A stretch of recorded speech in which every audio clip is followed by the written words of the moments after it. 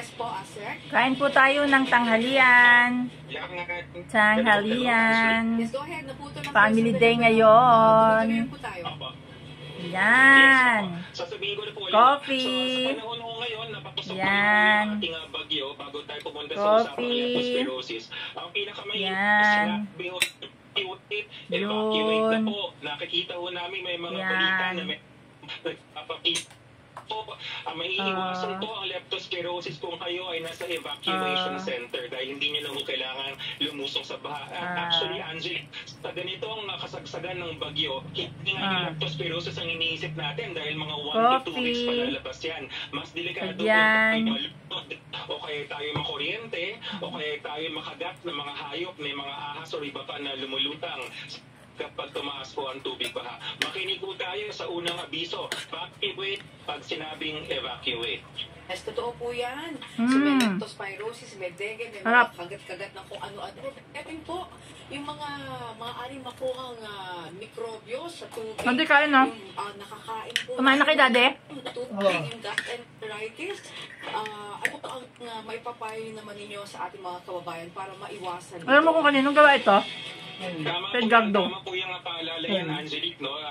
Ito po ang evacuation center or nasa ang tubig ko maaaring magkaroon ng dulas sa kanyang kalinisan. Una po, tubig na hindi maliliit na malabo o kaya cloudy. Oo, kumaingay, maliliit. Kumaingay. Kung hindi po maiwasan, so gumamit po tayo ng mga filter. Sa mga evacuation center, meron pong mga filter na pinapamigay ang ating DOH at pati na rin ang ating DSWD.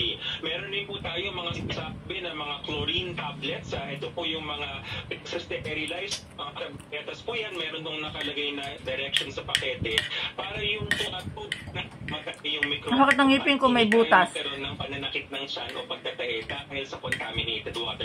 Ngayon po, kung talagang wala pa yung dalawang yon, ito pwede natin gawin. Magpakulo tayo 2 minuto pagka nagsimulang bumula yung tubig para alam natin na patay yung microbe pagkatapos ng 2 minuto, palamigin at saka inumin. Okay, sige po. Maraming salamat sa oras ninyo, Asek Albert Domingo. Thank you po. Natin po nakausap ang DOH spokesperson, Assistant Secretary Albert Domingo. Kabilang din sa kanilang tutupan tuwing may banta ng kalamidad ay linya ng komunikasyon. Kaya naman aalamin natin ang aksyon ng pamahalaan. Makakapanayam po natin si DIT Secretary Henry Aguda. Magandang hapon po, Secretary Aguda. Live po tayo sa Integrated State Media Special Coverage. Magandang hapon po. Magandang hapon din, Angelique, at sa mga tagapagkinig ko. Nako. Tayo monitor ng mga lugar na may komunikasyon. Wala nga ng pera? You just wait. Sa amin na telco na nag-ayos na sila nung genset nila. Ang sabi namin sa kanila today, dapat maayos na ang ngipin ko? Siguro pagdating ng end of day ngayon, lahat ng mga services nila up and running na. Ito nga po, ano po yung aksyon ng ahensya para matiyak na yung po mga linya ng komunikasyon sa mga lugar na hahagupitin itong bagyong Nando ay mananatili pong of course, wala naman tayong 100% na seguridad sa mga bakteryan. Well, regularly hindi kinakausap mga telcos. Tapos nagre-report sila sa amin, Angelique, kung ano yung percentage ng availability ng services nila. So, ano na yan? Normal process po natin yan. Doon naman sa Batanes, nagpadala na po tayo ng Government Emergency Coordination System. Starlink na po tayong pinadala. Sa Cagayan, nagpadala na rin pa ng emergency backup facility at free wifi. Sa Ilocos, nagtuloy na ng mga emergency government communication system. So lahat po to sa Cordillera, mga Starlink po, pinadala na rin po natin. Ang grupo po ng DICT natutok na po sa region na affected ng mga po.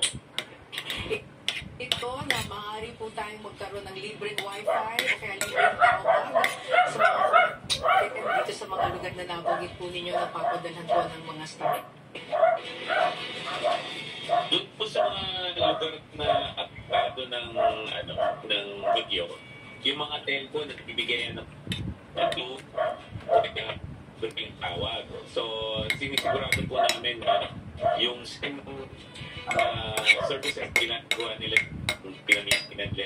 extended nila during this time ng bagyo.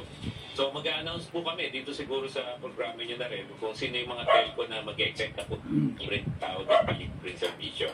Ayun, maganda po yan. And kung meron pa po kayong mga nais na handbook na tulong mula sa DICT, please go ahead po. Sige, siguro paalala na lang po, no? Doon sa mga nasa affected areas, yung period po, siguraduhin yung fully charged. Yung cellphone nyo po, siguraduhin nyo po. Ba't dito i-charge mo yung cellphone mo, anak? Gamitin nyo muna for emergency purposes po. Huwag nyo munang ubusin yung baterya ng streaming. I-conserve nyo po yung connectivity at yung baterya for emergency purposes. At makakasigurado po kami, nakabantay po kami sa sitwasyon. At lahat po ng mga tel ay naka-alert na po and will ensure. Dehydration. Mag-ingat sa dehydration, mag-rivalay. May diarrhea si baby. Ingat sa dehydration. Mag-rivalay. Rivalay is most prescribed to help prevent dehydration. Mag-ingat sa dehydration, mag-rivalay.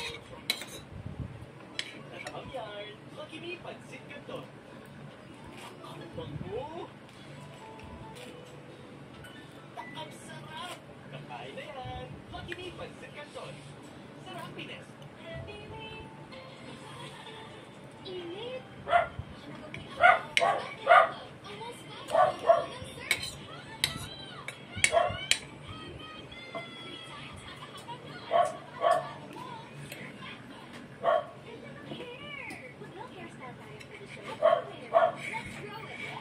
Sums out strong and long with aloe vera, biotin, and castor oil. For hair lasts 3 times stronger and thicker looking as it grows long.